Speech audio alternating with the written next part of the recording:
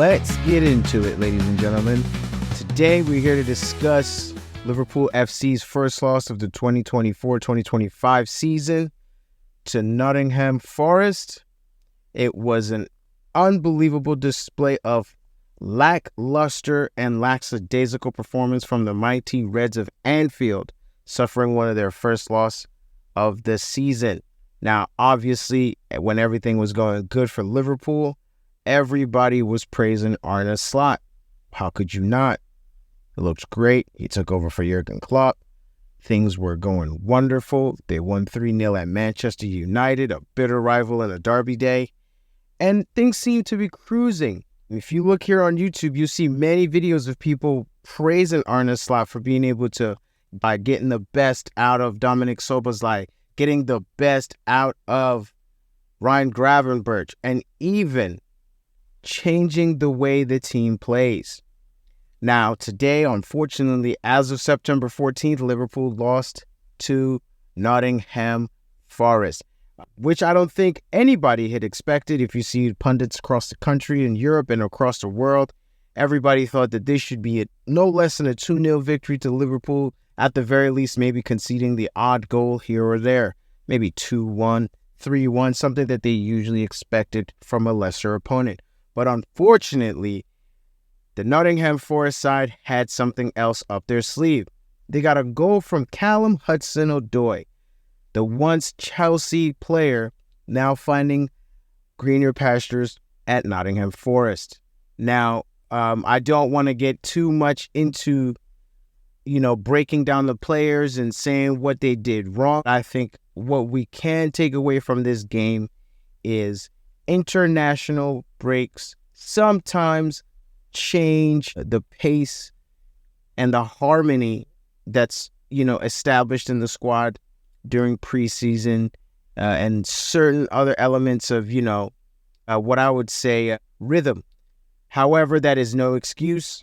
Every team in the Premier League or across the football world had to go on a break to allow their players to go to their international teams and come back. Now, when you watch this game, you could clearly see that Forest was playing a low block. They sat back and they let Liverpool have the ball, and they said, you know what? You go ahead and attack, and we're going to find our opportunities to break through and snatch a goal and get out of here with all 3 points. Obviously, if you're a fan of Liverpool and you've been watching for as long as I have, you know that when you score against the Liverpool team, chances are they're going to come back and, score a goal or maybe even win the game. However, watching this game, it did not feel like that. It felt a little bit like a frustrated Liverpool side who may be playing a new system, so they might feel a little bit more rigid in the fluidity of their game and they take less risks.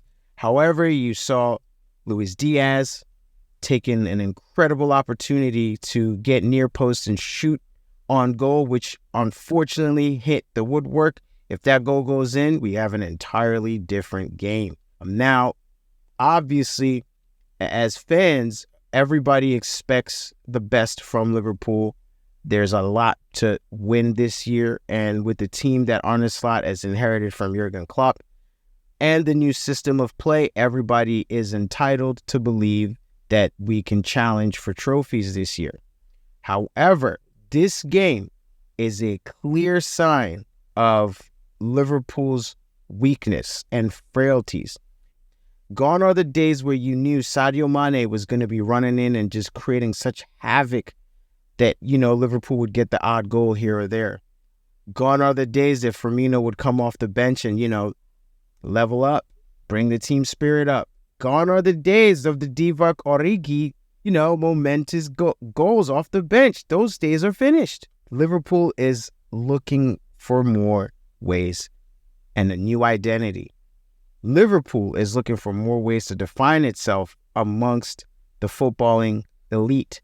And it seems like the odd run of games here or there that stops their rhythm may not be the best thing for the Reds. I'm just, again, speculating here.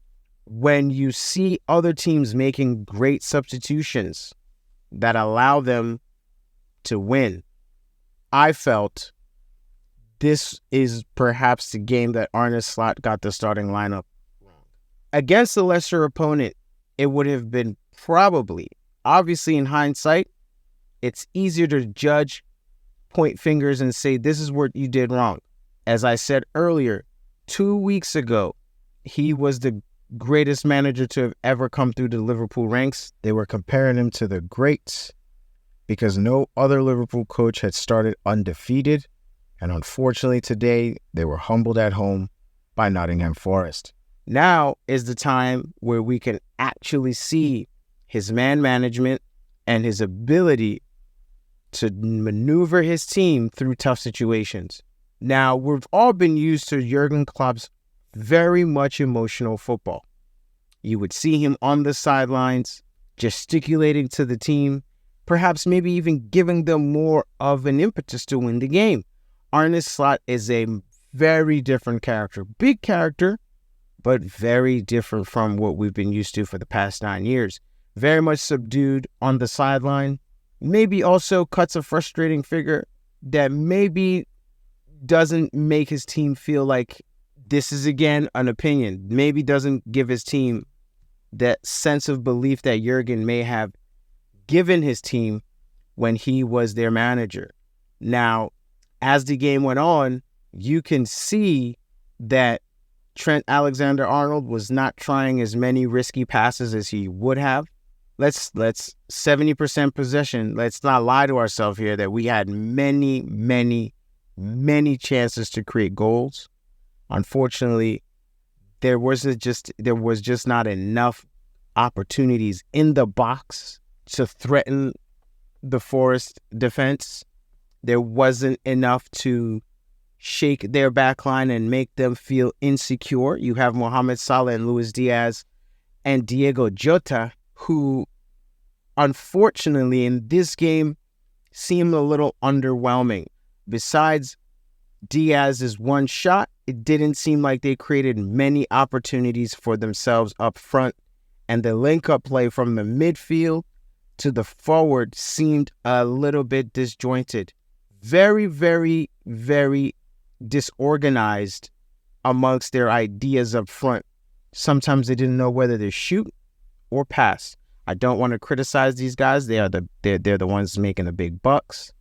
However, we're also just fans and we're watching, and we can see when these guys are off their game. Again, it's a great opportunity for Arne Slott to bring his gentlemen back in, sit them down and have a character assessment. I think this is a great opportunity. After their first loss together is when they can look themselves in the mirror and say, okay, how are we going to hold ourselves accountable here to be better, to grow from these opportunities, and to become a better team? Everyone was rooting for Ryan Gravenberch to be the savior this season. He did not play wrong in this game, but again, he was a little bit more absent than the first 3 games. Diego Jota was entirely absent during the first half, and obviously we saw his substitution in the second half. What Arne Slott should have done was play Cody Gakpo on the left and Darwin Núñez as a central striker. These two are a menace to that left side, and he could have ran them ragged on the left side. And maybe, perhaps, made their later substitutions to bring in Diego Jota and Luis Diaz. Those two are more clinical in the final third. And I think it would have been better served to have brought those gentlemen in, to have brought those players in, to have made those substitutions in the time of need. Sometimes I feel you have to change the squad up, give other players the confidence to go for it.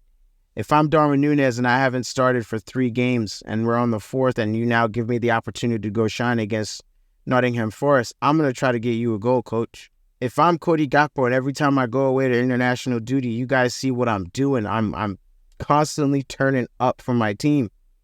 I'm going to try to do something great here, get you a goal. Now, if I don't get that goal, coach, you have now 30 minutes to let the other guys that are more clinical to get on after I have run down these people to perhaps get you a goal. Everyone knows how clinical Diego Jota is in front of goal, and we all know how magical Luis Diaz is on the left. Now, what's even better now is we now have certain replacements to change in the midfield to create a little bit of a difference with Ryan Gravenberch and McAllister, both kind of playing in that position where you have a lot of, I see them as roving 8s and 6s. These guys are just moving around, switching positions, and making sure that when one's going up, the other one stays back. You see very much Dominic Szoboszlai playing in so many different positions all over the pitch, and you can tell he's an incredible athlete. It's no news to anyone. This guy can run for days. But looking at McAllister, he is not quite the athlete that Gravenberch and Dominic Szoboszlai are. So you can see he kind of plays a little bit more conservative versus the other two. But when he does have the opportunity to go forward, he's certainly making sure that he can find killer passes and also be very forward. I don't know. This is just my opinion. I'm not the expert. They don't pay me for these opinions, guys, but this is my honest truth for what I've been watching for the last 20 plus years being a Liverpool fan. I think this is something that is good for the team. A loss is always a good opportunity for people to take a good look in the mirror and look at themselves and see exactly where they can, maybe perhaps turn the tide and become a more formidable team. You do not lose to Nottingham Forest. You do not lose at home. Nottingham Forest has not won at Liverpool in 50 plus years. I think this is perhaps the gut check that they need early on in the season to be able to go after it and say, look at our other opponents. City do not lose games like this. They do not drop points early. So therefore, it allows them to continually push for a title charge. If Liverpool wants to be the one winning and picking up trophies, they know it. They've done it before. These are the professionals. Again, I am only a fan and I'm only sharing my opinion. I am not an expert by any chance. What I just want to do is find and build a community of other Liverpool supporters from around the world, and we can have an open forum and a dialogue. Again, guys, please don't forget to like, share, subscribe, and leave some comments so that we can have an engaging community. If I'm wrong, please let me know, and I will be more than happy to have an open dialogue in our comment section and sometimes maybe even a host a live. So without further ado, we'll see you in the next video. Peace.